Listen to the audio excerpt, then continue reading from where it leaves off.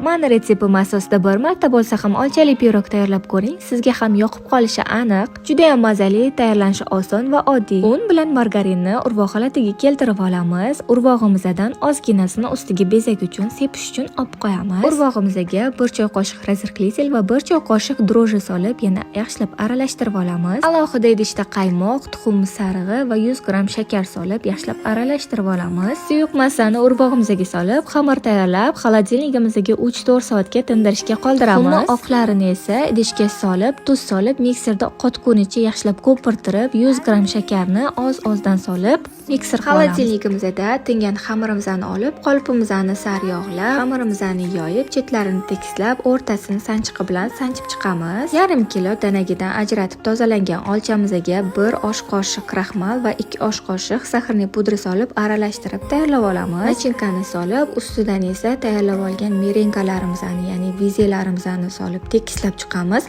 Boshida olib qo'ygan urvog'imizdan ustiga sepib, 150 gradusda 1-1,5 soat davomida past olovda pishirib olamiz. To'liq retseptni videoning tagiga yozib qo'ydim. Albatta saqlanib qilib tayyorlab ko'ring. Like bosib, profilimga obuna bo'lishni unutmang.